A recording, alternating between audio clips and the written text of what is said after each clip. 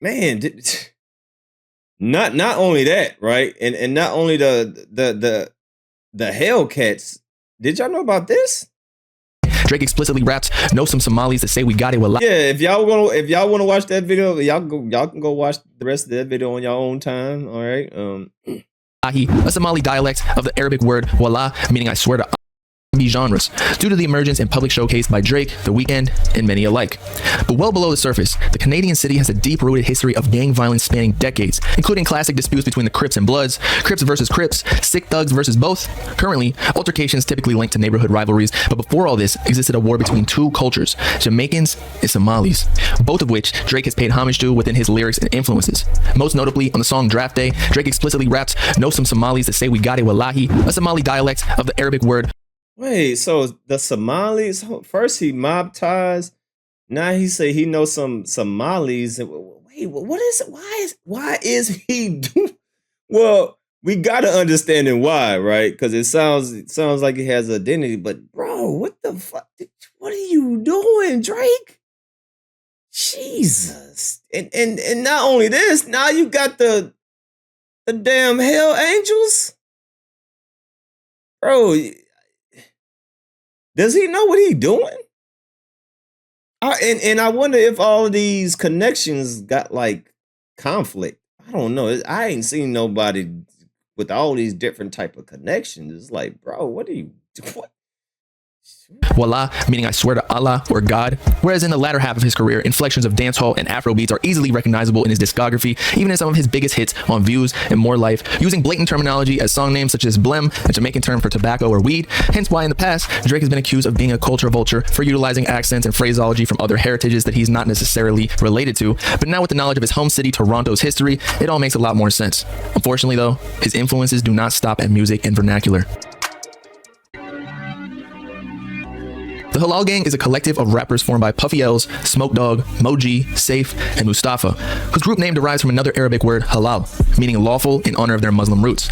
Its members all lived in Regent Park, a predominantly East African and Caribbean populated downtown neighborhood of Toronto.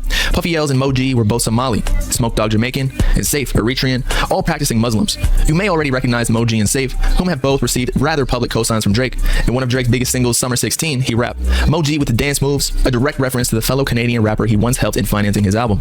He also shouts out Moji on another hit in collaboration with Future called Jumpman, wherein Drake modified one of his prior lines, switched it up with the left leg Ginobili, and even repped the song's coined dance move in another track, Energy. Throughout the early 2010s, Halal Gang gained recognition by other prominent rappers such as A$AP Ferg, as well as the internet with various music videos surpassing millions of views.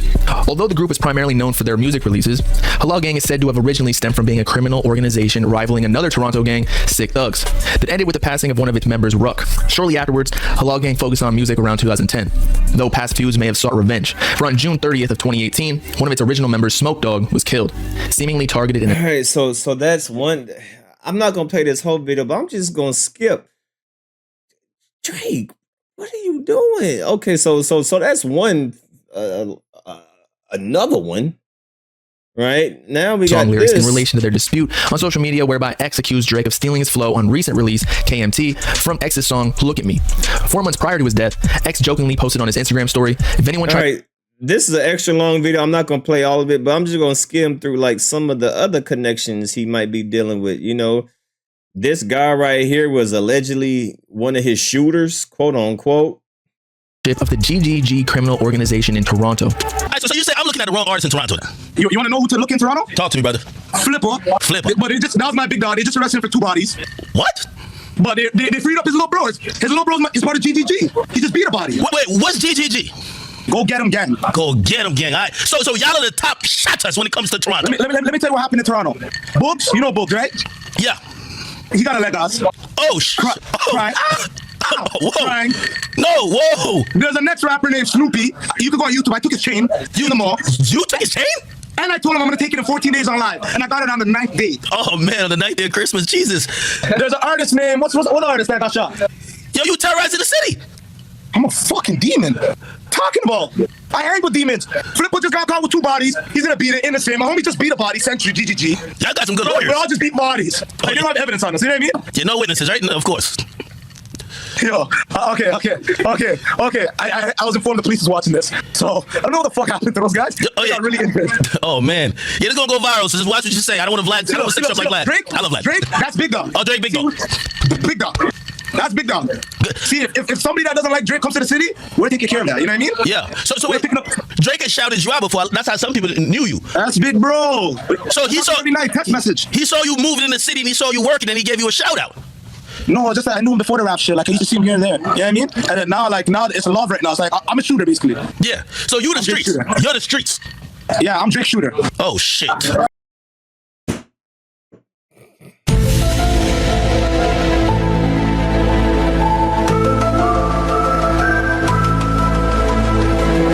Bro, what? Drake, what are you doing? Why though, man? Look, y'all need to watch this video for yourself because this video is like 30 minutes long. I don't want to play the whole thing. It goes into details about some other stuff.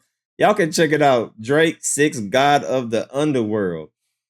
This nigga, so y'all want to go check it out? Y'all go check it out if y'all want to watch. I'm not gonna play the whole thing. I'm just gonna skip over it and just show you all the different type of like stuff this nigga's like allegedly involved in. It's like, bro, what the fuck are you doing?